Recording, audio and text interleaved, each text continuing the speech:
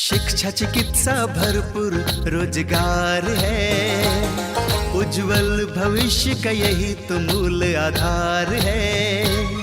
विकास हो रहा है, उत्थान हो रहा है, प्रगति का द्वार खुला है, दशा दिशा भी बदल रहा है। विकास की नई गाथा लिख रहा है झारखंड, हमारा झारखंड, उभरता झारखंड, हमारा झारखंड, उभरता झारखंड।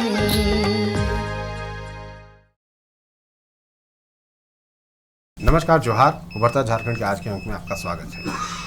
आज हम हैं रांची जिला के चान्हू ब्लॉक के लुंडरी गांव में और यहाँ देखने आए हैं कि कैसे एक कम पढ़े लिखे, आपकी भाषा में, हमारी भाषा में पढ़ाई लिखाई की कोई उम्र नहीं होती, या शिक्षा कहें कभी भी और कहीं भी मिल सकती है, लेकिन उस तरह के एक व्यक्ति ने अपने पुरुषार्थ से, अपने ज्ञान से, और जो हाल में जो माननीय प्रधानमंत्री जी का एक उद्बोधन था कि नहीं डिजिटल इंडिया हो, उसमें जो अभी इंटरनेट जो सर्वसुलभ हो गया है गांव देहातों में, इस इंटरनेट के माध्यम से जो ज्ञान अर्जित हुआ, उससे यहाँ के एक किसान, जिनको अभी मेरे पीछे आप देख रहे हैं, रमजीत जी, इन्होंने बटेर का चूजा निकालने की एक मशीन तैयार की है, इंक्यूबेटर, और खुद से ही, कहीं से भी किसी तरह का ज्ञान इनको नहीं मिला, लेकिन जो डिजिटल इंडिया का एक जो स्रोत है, जिसमें इंटरनेट है, यूट्यूब है, या अन्य जो प्लेटफॉर्म है, उसके माध्यम से इन्होंने एक मशीन बनाई है और एक रोजगार का नया साधन तलाशा है।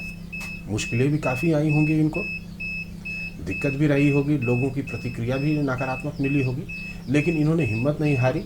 और सबसे बड़ी बात है कि आदिवासी क्षेत्र से हैं, आदिवासी हैं, सीमित संसाधन में अपने ज्ञान से, जो इन्होंने ज्ञान अर्जित किया डिजिटल इंडिया के माध्यम से, उसके माध्यम से इन्होंने एक मशीन बनाई है और साथ में बटेर का पालन भी कर रहे हैं। और हमें लगता है कि आने वाले समय में इस इलाके में ये एक मील का पत्थर साबित होंगे, जिन्होंने रोजगार को एक नई दिशा दी है। झारखंड राज्य के रांची जिले में एक छोटा सा प्रखंड है चान्हू। यहाँ के लुंदरी ग्राम निवासी रामजी तुराम एक प्रतीक है वैसे लोगों का जो अभाव में रहकर भी अपने सपनों को साकार करना जानते हैं। रामजी तुराम, जिन्होंने मात्र 8वीं तक ही पढ़ाई की है, उनके सपने हमेशा से लोगों से हटकर थे। यही वजह है कि इनके पास किसी कॉलेज या इंजीनियरिंग की डिग्री न होने के बावजूद इन्होंने स्वयं विभिन्न स्रोतों से ज्ञान इकट्ठा कर अंडे सेने की मशीन, जिसे इंक्यूबेटर कहते हैं, उसका निर्माण किया है। इस मशीन का इस्तेमाल कर वो बटेरों के अंडों को सेते हैं, फिर जब उससे चूजे निकलते हैं तो उसे अंडे और मीट के लिए पालते हैं। इस निर्माण की वजह से आज इनकी गरीबी दूर हुई है और ये एक संतोषजनक आमदनी की ओर अग्रसर है। रामजी तुराव ने मशीन बनाने का यह सफर एक दिन में पूरा नहीं किया है, इसके लिए इन्हें लंबे संघर्ष से गुजरना पड़ा है। रामजी तुराव, जो कि एक गरीब किसान परिवार से आते हैं, उन्होंने 8वीं की पढ़ाई के बाद अपनी आमदनी का जरिया तलाशने के लिए खुद को रामकृष्ण मिशन से जोड़ लिया।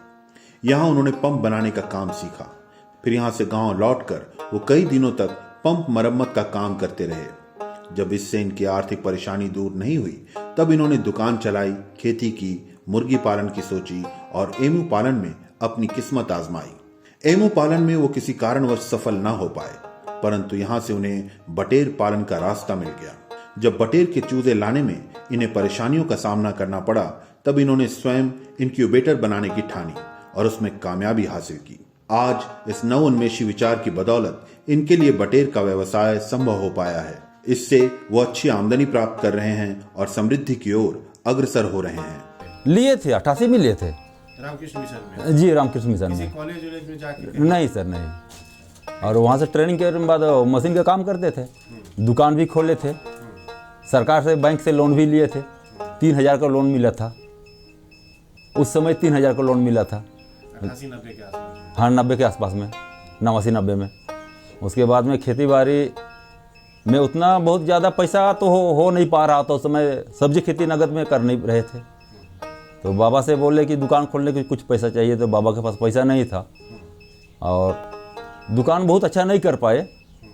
तो मरम्मत में सिर्फ रहने के बाद हमको बहुत अच्छा दुकानदारी हमको हो पाना हमको संभव नहीं लगा। हमको सिर्फ मरम्मत करके हम कितना कमा सकते हैं, इस तरह का। उसके बाद दुकान छोड़ के खेती बाड़ी में पूरा लग गए। खेती बाड़ी करते करते उसी बीच में एक बार फिर दिमाग में आया था कि देसी मुर्गी का मांग बहुत ज़्यादा है, लेकिन घर में चूजा निकाल के पालना संभव बहुत ज़्यादा नहीं है, छोटा सा पालन होता है। तो एक हेचरी मशीन बना रहे थे उस समय भी, करीब ये 7-8 के आसपास का बात है, 2007-8 पे। तो उस समय हमको कुछ सामान नहीं मिल पाया, जिसकी वजह से हम उसको फिर बॉक्स बनाए थे, उसके बाद फिर तोड़ फोड़ कर दिए सारा। इंक्यूबेटर बनाने का प्रथम ख्याल रामजी तुराव के मन में वर्ष 2007 में आया था। इन्होंने सबसे पहले इंक्यूबेटर मशीन रामकृष्ण मिशन में अपने प्रशिक्षण के दौरान देखी थी। उस वक्त इसके निर्माण का उनका सपना अधूरा रह गया था। फिर वर्ष 2018 में जब इनके हाथ में मोबाइल आया तो इंटरनेट के माध्यम से ज्ञान अर्जित कर इन्होंने अपने सपने को साकार किया और इंक्यूबेटर बनाने में सफलता हासिल की। वो अपने दिमाग से उस समय सोचे थे हम किस तरह का, मतलब दिव्यांग में ट्रेनिंग किए थे ना आरके मिशन में, तो वहाँ पर हेचरी मशीन एक लगा हुआ था, उसको देखे थे हम। तो उसको विस्तार से नहीं देखे थे, सिर्फ बॉक्स देखे थे कि इसमें चूजा निकाला जाता है।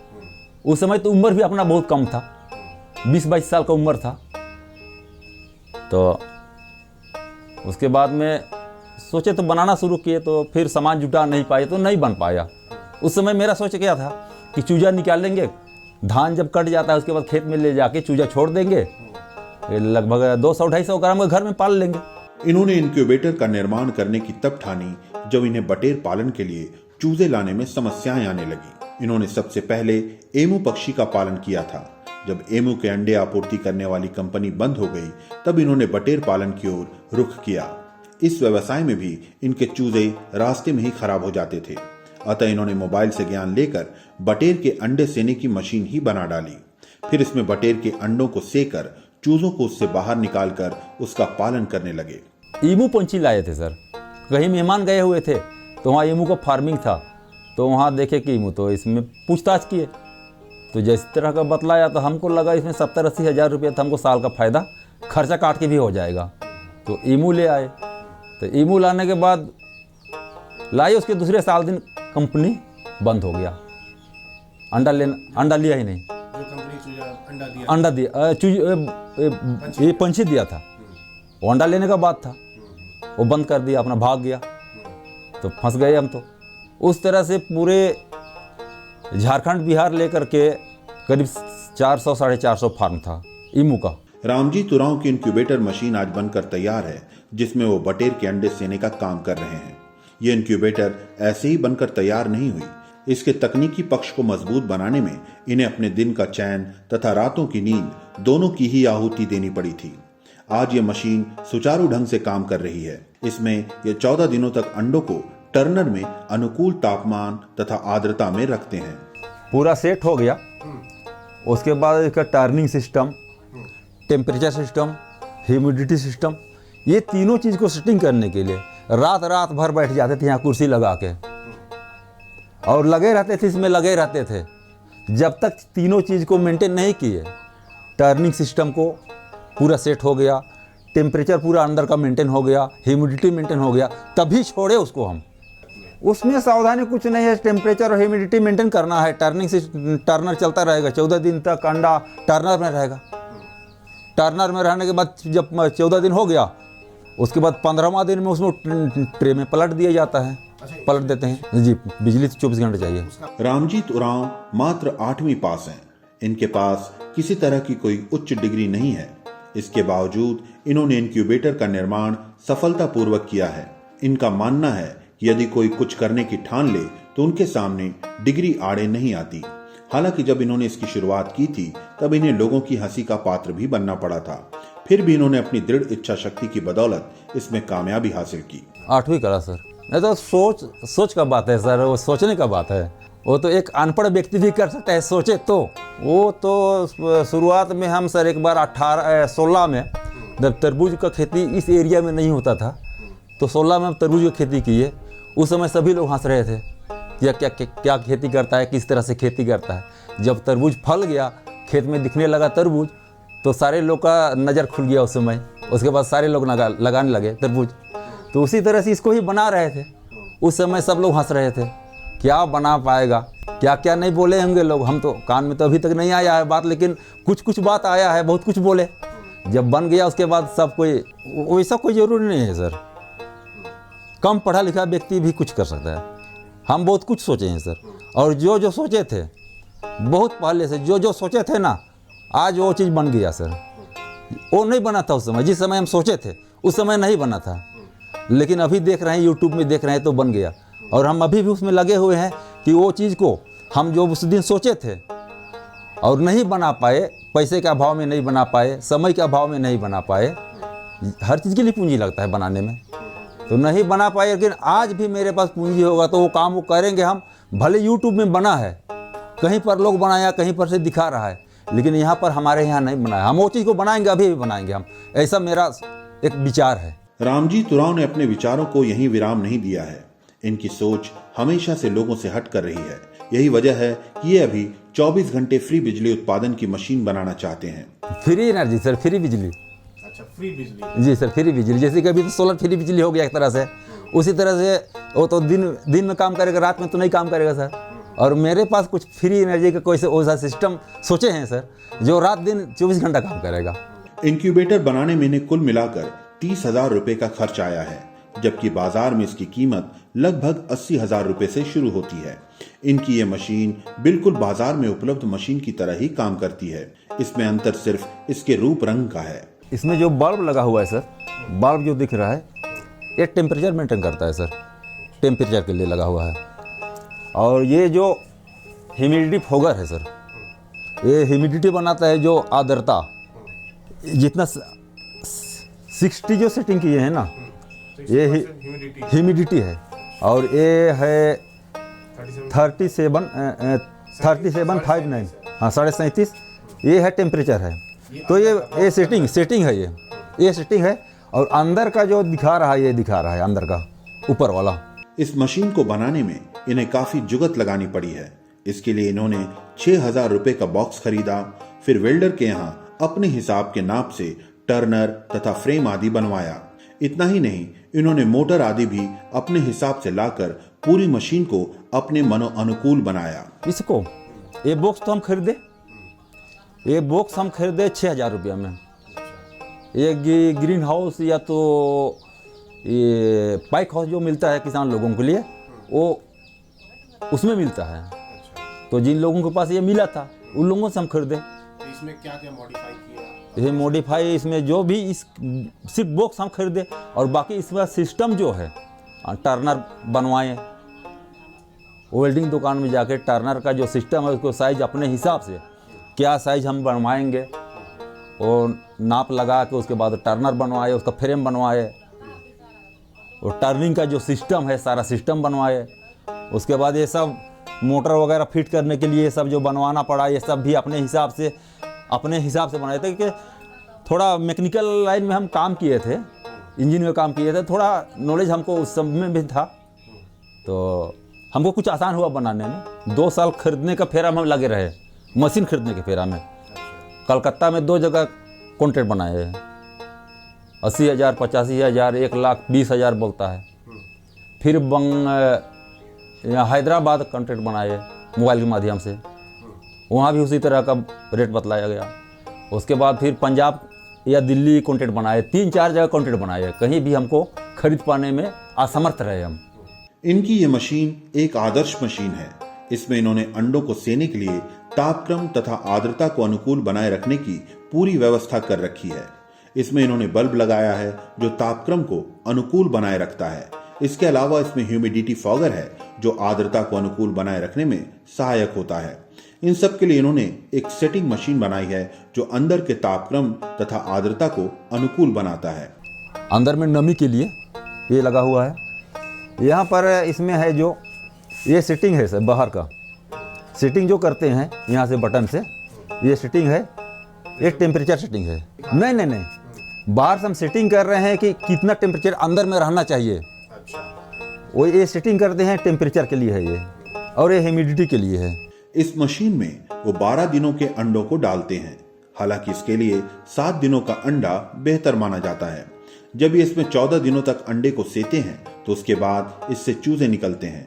इस मशीन से आज वो 75% तक सही सलामत चूजे प्राप्त कर लेते हैं। हालांकि इनका इरादा इसे 90% तक पहुंचाने का है। इसमें हम अभी डाल रहे हैं 12 दिन 15 दिन का अंडा डाल रहे हैं, और इसमें बटेर का जो अंडा है वो 7 दिन तक का डालना चाहिए, उससे ज़्यादा का नहीं। 1 से 7 दिन के बीच। हाँ, 1 से 7 दिन के बीच। और 7 दिन का बीच का अंडा जो डलाएगा उसमें से चूजा का परसेंटेज जो है अच्छा आएगा। मेरा अभी करीब 75% आ रहा है, तो 75% चूजा अभी आ रहा है, और उसमें हमको 90% तक हमको लाने का प्रयास अभी चल रहा है। इसमें 90% तक चूजा हम लाएंगे। इंक्यूबेटर से चूजे निकालने के बाद रामजी तुराव उसे 14 दिनों तक कमरे के अंदर उचित तापमान में रखते हैं। फिर वो चूजों को बटेर गृह में ले जाते हैं, जहां उसे वो अंडे एवं मांस के लिए पालते हैं। और अंडा से इंक्यूबेटर से अंडा चूजा निकलता है, उसके बाद 1 सप्ताह पर तक उसको टेम्परेचर में रखा जाता है, टेम्परेचर मेंटेन करके। 1 सप्ताह के बाद में फिर 1 सप्ताह के लिए घर में ही रखते हैं वहाँ पे। उसके बाद दूसरे सप्ताह के बाद में 2 सप्ताह के बाद में यहाँ पर लाते हैं, लेयर के लिए तैयार करते हैं। मीट मांस के लिए सर, नहीं लेयर के लिए तो है ही है यहाँ पर, लेयर के लिए तो यहाँ पर अंडा के लिए है, लेकिन मीट के लिए जो तैयार किया जाता है वो यहाँ पर लाने के बाद तैयार होता है।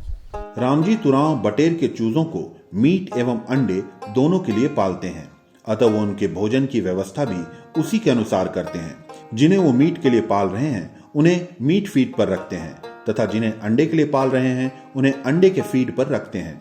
जब ये बटेर 150 से 180 ग्राम के हो जाते हैं तो वो उसे बेच देते हैं। सावधानी खान पान में कोई सावधानी नहीं है सर। जो खान पान है उसका लेयर के लिए अलग फीड है, और जो मीट वाला है उसके लिए अलग फीड है। फीड में दोनों में अंतर है। लेयर फीड आपको उसका आता ही है, स्पेशल लेयर फीड आता है उसका अंडा वाला के लिए। बेचने लायक तो इसका वजन 200 ग्राम बोला जाता है, लोग बोलते हैं, लेकिन वैसा कुछ नहीं। अपने से पाल रहे हैं तो देख रहे हैं कि 200 ग्राम बोला जाता है, वैसा कुछ नहीं होता है। 150 ग्राम से 180 ग्राम इसका वजन माना जाता है। इसका काम से आगे के लिए हम संतुष्ट होना चाहते हैं।